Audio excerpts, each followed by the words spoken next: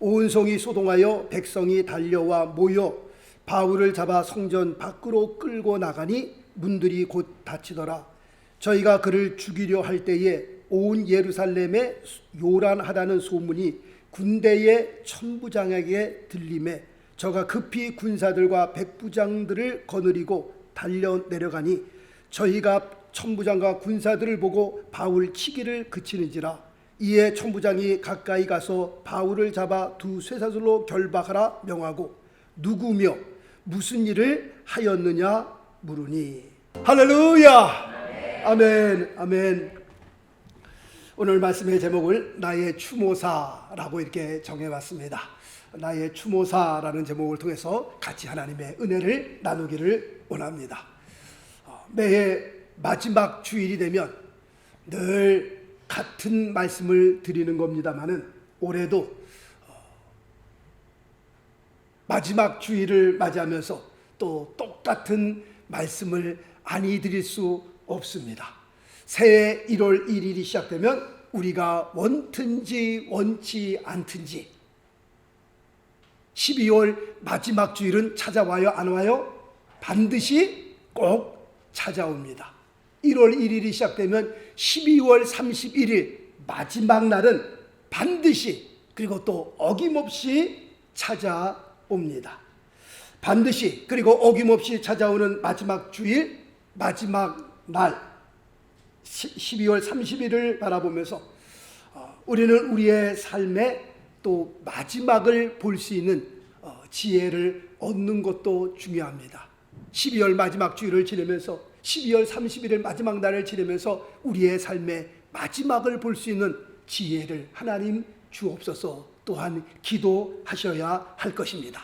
자, 말씀 봅니다. 히브리서 9장 12절 말씀 보니까 한 번 죽는 것은 사람에게 어떻게 해요? 정하신 것이요 그 후에는 무엇이 있으리니? 심판이 있으리니 라고 그렇게 말씀하고 있습니다. 여기서 중요한 것은 사람은 반드시 죽는다는 것과 그 다음에 죽은 후에는 반드시 심판이 있다는 것을 성경은 말씀하고 있습니다. 한 번 태어난 인생은 반드시 이 세상을 떠난 날이 옵니다. 이것은 마치 무엇과 같으냐면 우리가 에스컬레이터에 올라타면 내려야 할 시간이 오는 것과 같습니다. 안 내리고 싶어도 안 내릴 수가 없는 것이 내 뒤에 사람들이 서서 줄을 서서 계속 올라오기 때문에 내가 안 내리고 싶어도 안 내릴 수 없는 겁니다. 마치 이 세상에 온 사람은 다 순서를 따라 이 세상을 떠나게 되는데 에스컬레이터에 올라타면 내리는 그 순간이 꼭 온다는 겁니다. 어떤 사람은 또 뭐가 그렇게 급한지 이렇게 오른쪽으로 쭉 줄 서 있으면 왼쪽으로 막 이렇게 걸어가는 사람 있잖아요. 뛰어 올라가는 사람 있잖아요. 뭔가 세상에서 이렇게 살다가 20살에도 떠나는 사람이 있고 50에도 떠나는 사람이 있고 60에도 떠나는 사람들이 있는 것을 우리가 보게 됩니다. 목사님, 다른 사람들은 다 죽어도요 저는 절대로 죽지 않습니다. 혹시 그런 분 여기에 계신가요? 만약 그런 분이 여기에 계시다면 빨리 생각을 바꾸시길 바랍니다. 왜냐하면 당신은 반드시 그리고 꼭 죽기 때문에 그렇습니다. 이거는 뭐 예언과 같은 겁니다. 나는 목사님 안 죽습니다. 아니라니까요. 생각을 바꾸시라니까요. 언젠가는 에스컬레이터에서 내리는 날이 그 순간이 꼭 오는 순간이 있습니다. 이 세상에 태어났습니까? 꼭 이 세상을 떠나는 날이 있습니다. 저를 꼭 믿으세요. 당신은 죽습니다. 순간이 순서가 되면 꼭 내리는 때가 온다고 하는 겁니다. 성경에 나오는 훌륭한 사람들, 역사에 기록된 유명한 사람들, 때가 되니 모두 다 그렇게 유명하고 그렇게 훌륭한 사람들이지만 세상을 다 떠났습니다. 200년 전, 300년 전에 살고 있는 사람들 중에 지금 이 땅에 남아있는 사람 있어요? 없어요? 아무도 없어요. 이건 제가 개런티합니다. 200년 전, 300년 전 사람 찾아볼 수 있어요? 없어요? 없어요. 다 이 세상을 다 떠났습니다. 모두 다 떠났습니다. 그렇다면 나도 언젠가는 가족과 교인과 친구들이 보는 가운데에 내 장례식이 치루어질 날이 온다라고 하는 겁니다.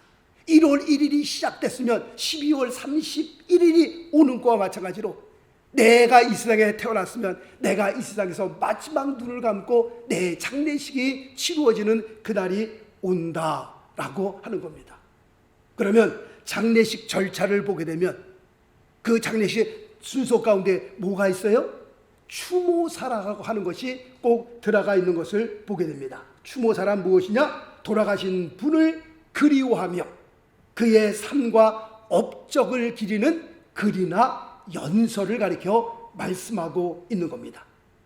자, 이제 한번 상상해 보시기 바랍니다. 내가 이 세상을 떠났습니다. 이제 내가 어디에 들어놓여 있어요?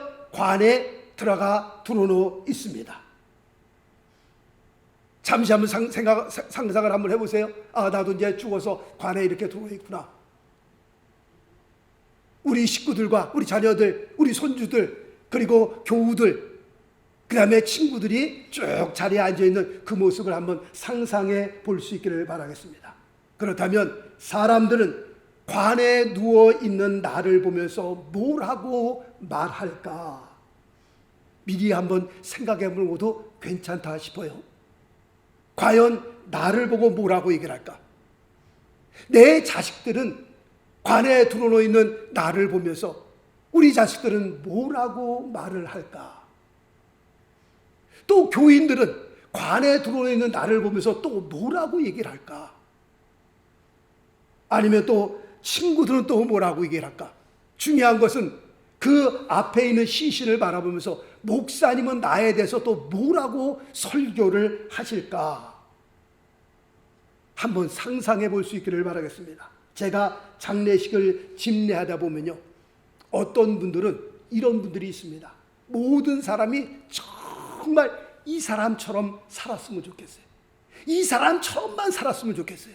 신앙생활도 이 사람처럼만 했으면 좋겠어요. 여기에 있는 모든 분들이 지금 누워 계신 우리 집사님, 권사님, 장로님, 이분처럼만 사시고 이분처럼만 신앙생활 했으면 너무 좋겠습니다 라고 하는 분이 있어요. 그런데 또 어떤 분은요, 정말 죄송합니다마는 이 사람처럼 살면 안 돼. 유가족이 있고 그 다음에 교우들이 있어서 제가 그렇게 말은 못하지만 말이죠, 속으로 그럽니다. 이 사람처럼 신앙생활하면 큰일 나. 신앙생활하면 정말 이 사람처럼만은 살면 안 돼. 이렇게 신앙생활하면 큰일 나. 그런 사람이 있습니다. 내가 관에 누워있는데 내 자녀들은, 우리 교우들은, 그 다음에 목사님은 나에 대해서 뭐라고 얘기할까? 한번 상상해 보는 것 괜찮다 싶습니다. 그렇다면 중요한 것은 관에 누워있는 나를 보면서 하나님은 또 뭐라고 말하실까? 사실 이게 제일 중요한 겁니다. 성경에 보니까 말씀 볼까요? 마태복음 25장 21절에 보니까 그 주인이 이르되 잘하였도다 착하고 충성된 종아, 내가 작은 일에 충성하였음에 내가 많은 것으로 내게 맡기리니 내 주인의 즐거움에 참여할지어다. 무슨 뜻입니까? 내가 나를 위하여 이 세상에서 수고 많이 했구나, 정말 고맙다, 그런 뜻이 이 안에 담겨져 있는 겁니다. 어려운 일을 당하고 억울한 일을 당해도 그 일들을 참아내며 주의 일을 위해서, 하나님의 영광을 위해서 그렇게 충성된 너의 충성을 보니 내가 정말 고맙구나 하는 그런 의미가 이 안에 담겨져 있는 겁니다. 어떤 사진에 보니까는 천국에 들어가니까 주님께서 그 사람을 꼭 껴안아 주는 그런 그림이, 그런 사진이 있더라고 보니까요. 지금 그런 모습입니다. 잘하였도다 착하고 충성된 종아, 정말 나를 위해서, 하나님의 나라를 위해서, 교회를 위해서 수고 많았다, 고맙다, 그런 말 들어야 되지 않겠습니까?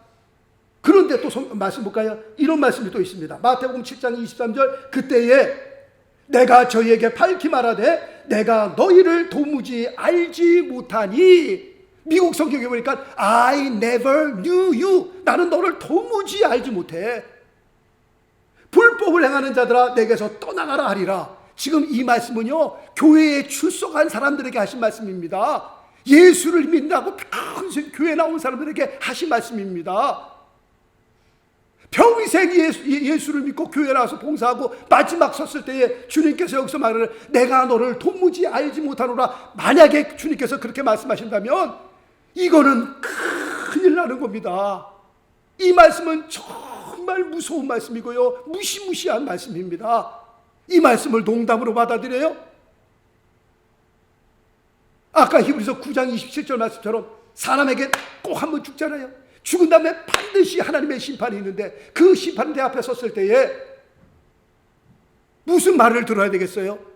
잘하였도다 착하고 충성된 종아, 정말 고맙다. 나를 위해서 그렇게 수고한 수고를 정말 내가 보상해 주마. 그런 말을 들어야 되겠어요? 아니면 앞에 섰는데 주님께서 우리를 보시면서 너 누구냐 도대체? 내가 너를 도무지 알지 못하노라. 그런 말을 들어야 되겠어요? 관에 드러누워 있는 나의 모습을 보면서, 시신을 보면서 과연 하나님께서는 뭐라고 말하실까? 이거는 정말 중요한 겁니까? 천국과 지옥이 왔다 갔다 하는 그런 문제입니다. 그러면 우리가 이 세상을 떠날 때 하나님과 식구들과 세상 사람들 앞에서 부끄럽게 떠나는 일이 없어야 할 것입니다. 왜냐하면 죽은 후에는 반드시 꼭 하나님의 심판이 있기 때문에 그렇습니다. 우리가 이 세상에서요, 마음대로 막 살고 싶어도요, 막 살 수 없는 것이 왜 그런 거예요? 심판이 있기 때문에 그렇습니다. 정말 내가 하고 싶은 대로 막 살고 싶지만, 내가 원하는 대로 다 그냥 상 뒤집어 엎고 싶지만 그럴 수 없는 것이, 우리가 죽음 후에는 하나님의 심판이 있기 때문에, 내가 언젠가는 하나님 앞에 설 날이 오기 때문에 내가 이 세상에서 막 살 수 없는 겁니다. 제가 성경에 나오는 인물 중에서 한 몇 사람을 꼽았어요.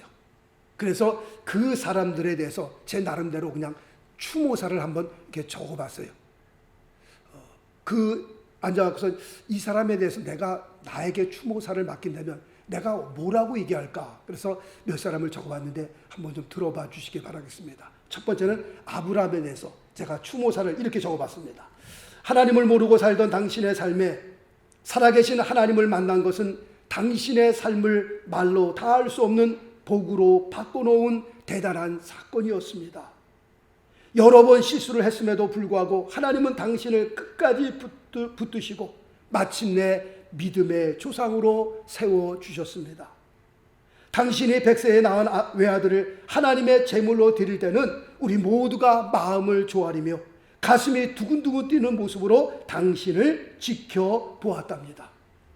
당신의 그 귀한 믿음과 순종과 용기를 우리 모두 담고 싶습니다. 웃는 얼굴로 당신을 천국에서 뵙기를 원합니다. 아브라함에 대해서 이렇게 조사를 제가 한번 적어봤어요. 그 다음에는 요셉에 대해서 한번 또 적어봤습니다. 요셉에 대한 추모사 이렇게 적었습니다. 아버지의 사랑을 독차지한 그 이유 때문에, 좋은 꿈을 꾸었다는 그 이유 때문에 당신은 너무 혹독한 대가를 치르셨습니다. 그러나 그 어려움 가운데서도 불평이나 원망 한번 하지 않고 오히려 그 어려움들을 삶의 징검다리로 삼으셔서 남의 나라에서 왕 다음으로 두 번째 자리에 오르셨습니다. 형들을 용서하고 품어주시는 당신의 마음은 정말 주님의 마음을 닮으셨습니다. 죽은 후에도 약속의 땅을 그리도 그리워하셨던 당신의 그 귀한 믿음은 오늘날 우리에게도 삶의 도전을 줍니다. 주의 영원한 나라에서 편히 쉬소서. 그렇게 한번 적어봤습니다. 그 다음에 마지막으로 모세에 대해서 한번 적어봤습니다. 다윗도 적고 바울도 적고 쭉 적어보려고 했는데 말씀 준비할 시간이 없어서 세 사람만 해봤습니다. 자, 모세에 대해서 또 적어봤는데요. 이렇게 적었습니다. 어려운 시대에 태어나 구사일생으로 살아나 멋지게 살다 가셨습니다. 10가지 재앙, 홍해 사건, 광야에서 반석을 터뜨려 물을 내어 수많은 사람과 가축들을 살리신 사건들은 정말 큰 감동이었습니다. 그러나 반석을 치는 한 번의 실수로 그리도 바라셨던 약속의 땅을 밟지도 못하시고 이 세상을 조용히 떠나신 것은 지금까지도 우리의 마음을 너무 아프게 합니다. 그리고 광야 40년 동안 하나님의 백성을 인도하시느라 너무 많은 수고를 하셨습니다. 이제는 천국에서 편히 쉬시고 우리도 주님의 나라에 가서 당신을 기쁨으로 뵙기를 원합니다. 이렇게 적었습니다. 누군가 이제 내가 이 세상을 떠나게 되면 관에 들어놓여 있으면 나에 대한 추모사를 장례식 절차 가운데 한 군데 들어가서 보통 자녀들이든가 아니면 손주들이 나와서 아니면 교우 중에 한 분이 나와서 추모사를 낭독할 텐데 과연 나에 대한 추모사는 어떻게 읽혀줄까? 아까 말씀드린 대로 정말 이 사람처럼만 살았으면 좋겠다. 정말 이 사람처럼만 우리 신앙생활 했으면 좋겠습니다. 라고 하는 그런 말이 나올까? 아니면 이 사람처럼 살아서는 안 됩니다. 이 사람처럼 신앙생활에서는 절대로 안 됩니다. 뭐 그런 말이 나올까? 관에 들어놓여 있는 나의 모습을 상상해 보면서 과연 목사님은 나에 대해 뭐라고 설교하실까? 여러분들 한번 12월 마지막 주일을 맞이하면서 우리의 인생의 마지막을 바라보며 한번 상상해 볼 수 있는 그런 귀한 시간이 되기를 원합니다. 우리도 이분들과 같이 세상을 떠나면 우리의 장례식 때 누군가 나와서 우리의 추모사를 낭독할 텐데 그때 부끄럽지 않은 그런 삶을 꼭 사실 수 있기를 예수 그리스도 이름으로 축원합니다. 그렇다면 우리는 어떻게 살아야 합니까? 정말 하나님과 사람 보기에 우리 자녀들 보기에 부끄럽지 않은 그런 삶을 우리가 어떻게 살아야 합니까? 라고 하는 질문에 오늘 읽어드린 본문 말씀에 보니까 유대인들이 바울에 대해 오해하여 바울을 죽이려고 성전 밖으로 이끌어냅니다. 바울을 죽이려고 하는 이 일 때문에 예루살렘이 난리가 났습니다. 난리가 난 이 소문이 누구의 귀에 들어갔습니까?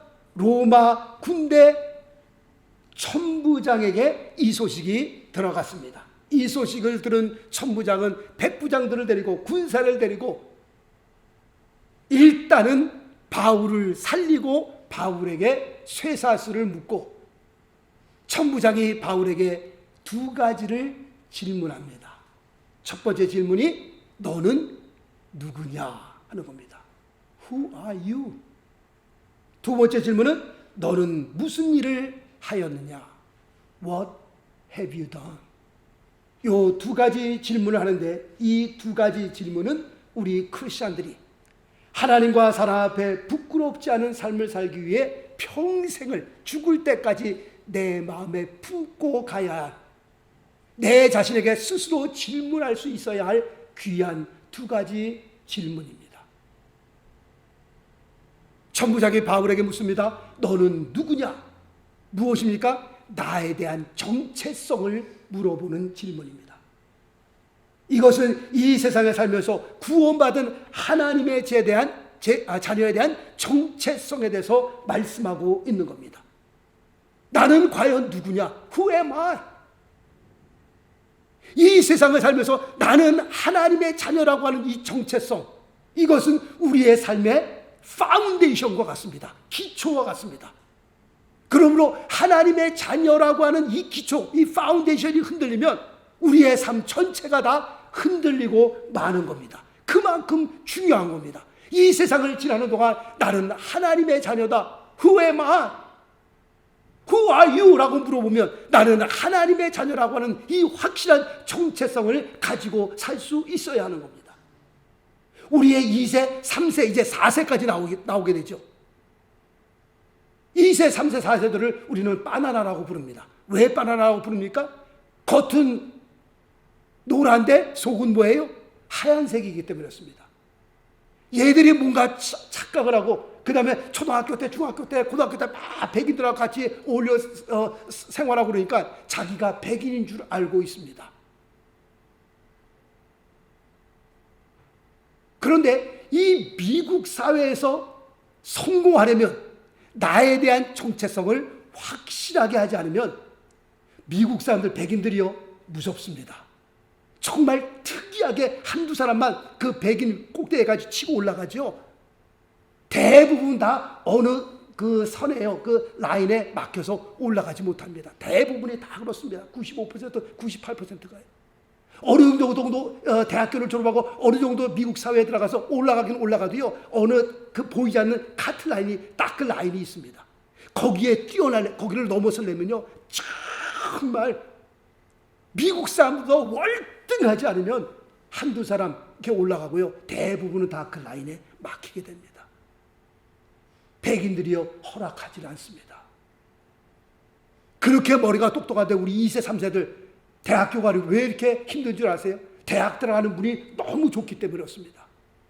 백인들은 향하여서는요, 그 문이 60%, 70% 열려 있고요, 우리 동양인들을 향해서는 그 문이요 15%, 20%밖에 열려 있지 않습니다. 그 15%, 20%밖에 열려 있지 않는 그 명문대를 들어가려니 동양인들끼리 머리통이 깨지도록 싸워서 정말 특이한 애들만, 그 머리 공부 잘하는 애들만 들어가는 겁니다. 벌써 대학 들어가는 것부터 그 문이 작은데, 대학교 졸업하고 난 다음에 미국 사회에 들어가서 그 미국 사람들과 겨주어서 그들을 이기고 올라갈 수 있는 그 퍼센테이지가 얼마나 되느냐? 그렇게 쉽지 않습니다.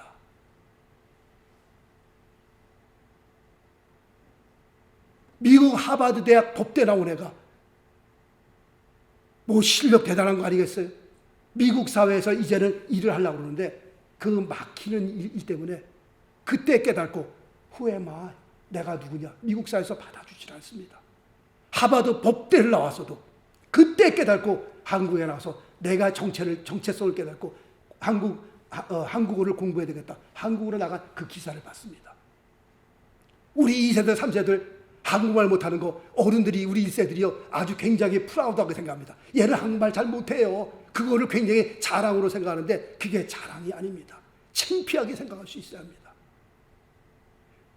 그들의 정체성이 흔들리면요, 아무리 미국 사회에 막 도전해도요, 그 삶이 흔들릴 수 있는 겁니다.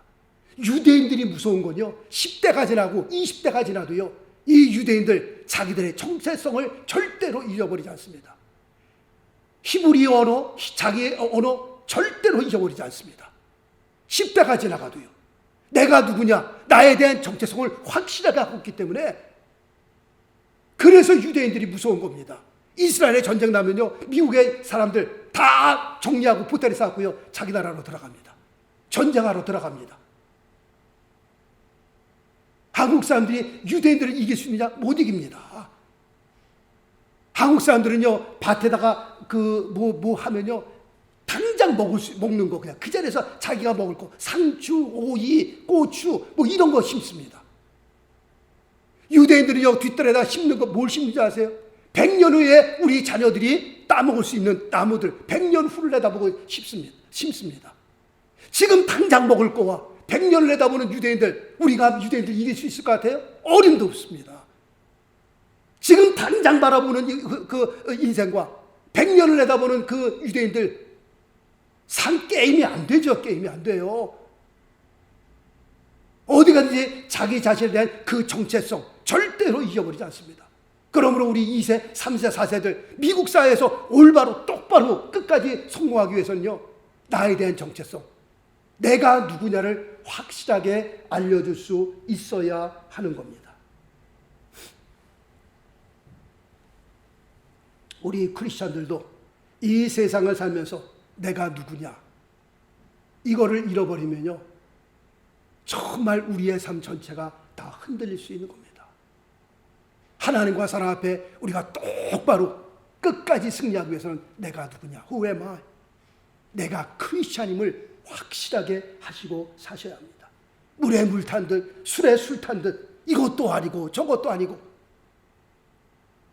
하나님께도 인정 못 받고 사람에게도 인정 못 받는 그런 정체성을 가지고 살면 인생은 끝나는 겁니다. 이 세상에서 우리가 끝까지 승리하기 위해서는 나는 누구냐, 하나님의 정체성에 대한 그 크리스천의 정체성, 색깔을 확실하게 하라는 겁니다. 내가 이 세상에 누구로 살고 있느냐, 하나님의 자녀에 대한 그 정체성을 확실하게 뿌리를 내리라 말씀을 드리는 겁니다. 어디 가든지 내 색깔을 분명히 드러낼 수 있어야 하는 겁니다. 두 번째, 너는 무엇을 하였느냐? 나는 무슨 사명을 가지고 이 세상에 살고 있는가? 보이는 이 세상이 전부인 것처럼 이 세상에 나의 모든 것을 다 그냥 투자해가며 목숨을 걸고 사느냐? 아니면 영원한 하나님의 나라를 소망하며 이 세상에서 하늘나라의 사명을 가지고 사느냐? 이 세상에서 영원히 살 사람은 아무도 없다라고 계속해서 말씀을 드렸습니다. 분명 우리는 다 이 세상을 떠나야 할 사람입니다. 그렇다고 할 것 같으면 중요한 것은 우리가 이 세상을 떠난 후에 반드시 하나님의 심판대 앞에 설 날이 올 텐데, 내가 이 세상에서 빌딩을 10개 올렸으면 그 빌딩을 10개 올린 것이 하나님과 무슨 상관이 있느냐? 하나님의 사업에 상관을 가지고 있다면 상관이 되지만 하나님과 아무 상관이 없다면 아무것도 아닌 겁니다. 내가 이 세상을 살면서 내게 주신 하나님의 사명이 뭐냐? 내가 의사면 의사로서의 그 삶으로 끝나는 것이 아니라 의사로서의 주신 사명을 감당하고 사느냐? 내가 이 세상의 변호사면 변호사로서의 내 삶의 사명이 끝난 것이 아니라 그 변호사의 자리에서 내가 하나님께서 해야 할, 하나님의 나라를 위해 할 사명이 무엇이냐? 그걸 찾는 것이 중요한 겁니다. 내가 선생으로, 내가 교수로, 내가 지금 서 있는 이 자리에 하나님께서 나에게 주신 사명은 무엇인가? 고작 내가 그냥 열심히 일해서 한 달에 월급 받고 이걸로 잘 먹고 잘 사는 것으로 내 인생을 끝나라고 하나님께서 나를 자녀로 부르셨는가? 그렇지 않습니다. 나의 서 있는 이 자리에서 하나님께서 내게 주신 사명은 무엇인가? 그것을 깨달는 것이 중요한 겁니다. 자, 말씀 볼까요? 요한계시록 22장 12절 말씀 보니까, 보라, 내가 속히 오리니 내가 줄 상이 내게 있어 각 사람에게 그의 일한 대로 갚아 주리라. 아멘이십니까? 아멘입니다. 구원은 다 똑같이 믿음으로 받습니다. 예수 그리스도를 믿는 믿음만 가지면 다 구원받습니다. 그러나 하늘나라에 가서 우리에게 주시는 그 상급은 우리가 일한 대로 주님께서 주신다라고 여기서 말씀하고 있습니다. 우리가 수고한 대로, 우리가 일한 대로, 우리가 그대로 하나님 주님께서 갚아 주시겠다라고 말씀하고 있는 겁니다. 그러므로 12월 마지막 주일, 이제 3일 있으면 12월 31일을 우리가 마지막 날을 우리가 대하게 되면서 마지막 주일, 마지막 날을 보면서 하나님, 내게도 나의 삶의 마지막을 볼 수 있는, 마지막 눈을 감는 그 순간을 볼 수 있는 지혜를 저희들에게 허락하여 주옵소서.